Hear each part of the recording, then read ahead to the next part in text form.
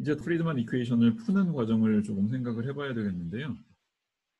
처음부터 정확히 풀기를 도전하기보다 솔루션의 정성적인 형태를 짐작을 하려고 노력하는 작업을 먼저 할 텐데, 일단 우주상수는 꺼놓고요.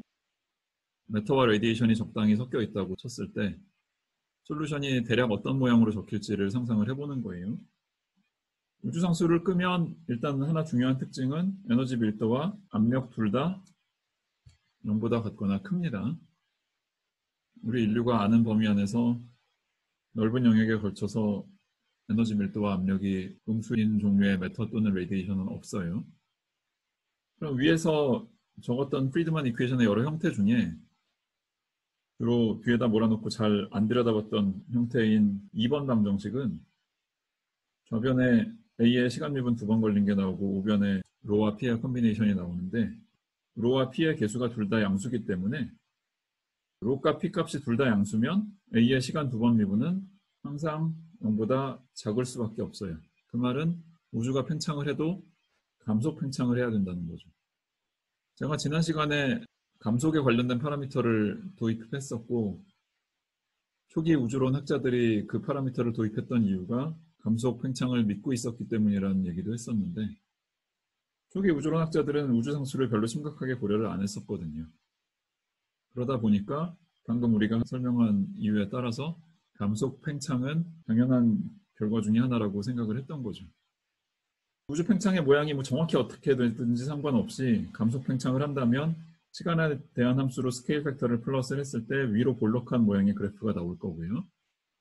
허블 파라미터는 지금 현재 시점에서 이 커브의 기울기에 의해서 결정이 되는데, 정확히 얘기하면 기울기를 A로 나눈 값이 해당이 되는 거죠.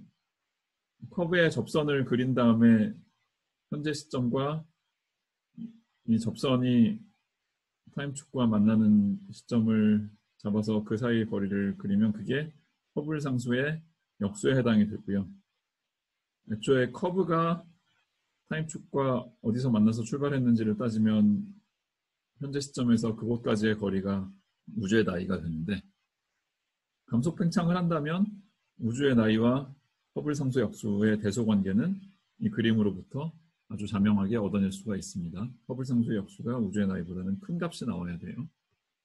또 하나 방정식을 정확히 풀지 않고 할 수 있는 얘기가 있는데요.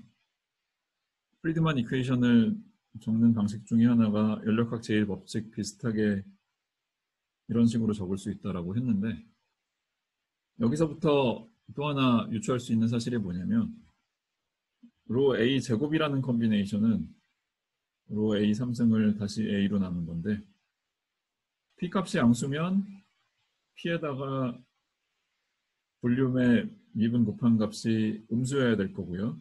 팽창하는 중이니까 볼륨의 미분은 양수라서. 그러면 프리드만 이퀘이션에 의해서 로 A 3승 컨비네이션도 시간에 따라서 줄어들고, 즉 시간 미분은 0보다 작아야 되고요. 그럼 로 A 제곱은 로 A 3승 나누기 A인데, 로 A 3승이 줄어들고 A는 늘어나면 이 전체 컨비네이션은 역시 줄어들겠죠. 줄어든다고 해서 꼭 0에 수렴하라는 보장까지는 없지만 줄어드는 양상 중에 0에 가까이 가는 게 흔히 있을 법한 일 중에 하나는 되겠죠, 적어도. 이렇게 엄밀하지 않은 얘기를 장황하게 하냐면, 프리드만 이퀘이션의 한 형태인 3'B라는 버전을 보면 A 닷의 제곱이 있고 로 A 제곱이 있고 상수 텀이 있단 말이에요. 방금 우리가 로 A 제곱이 단조 감소 형태를 보인다는 것까지는 확실히 얘기를 했고, 그 단조 감소의 결과가 0으로 갈지 그렇지 않을지까지는 자신 있게는 얘기를 못했는데, 만약에 0에 충분히 접근을 한다면 결국 남는 거는 A 닷의 제곱과 K인데, A 닷의 제곱이 마이너스 K에 비례하는 식으로 수렴을 만약에 한다면 K의 값은 연속적인 값을 가질 수 있는 게 아니라 플랫이면 0이고 오픈이면 K가 마이너스 1이니까 마이너스 K는 플러스 1이 돼야 되고, 클로즈드 유니버스면 그 반대가 돼야 되고, 그렇단 말이죠. A 닷 제곱이 0으로 수렴한다는 거는 팽창은 유지가 되더라도 팽창하는 정도가 점점 약해진다는 얘기고요.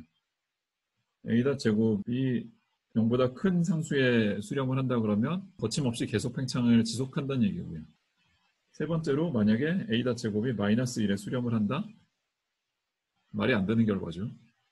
그 말은 지금까지 우리가 한 가정 중에 뭔가 더 이상 성립하지 않는 가정이 있었다는 거죠.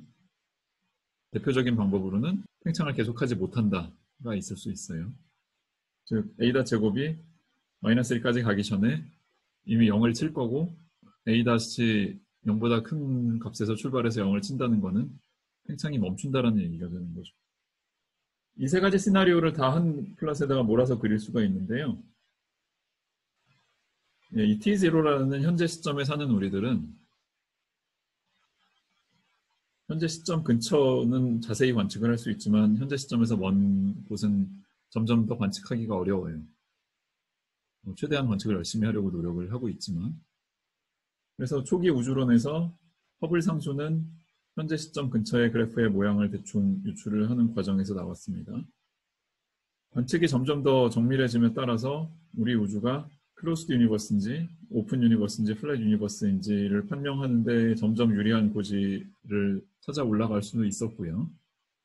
근데 데이터가 정교해지기 전까지 마냥 그냥 기다리는 게 아니라 모든 종류의 시나리오들을 다 검토해 볼 수 있었는데 클로스드 유니버스는 여기 밑에 빨간색으로 그린 그래프처럼 처음에는 더 빨리 팽창을 하다가 현재 시점을 거쳐서 빨리 감속해서 어느 시점인가는 팽창을 멈추고 도로 우주 크기가 줄어드는 방향으로 갈아타는 걸 얘기를 하는 거고요.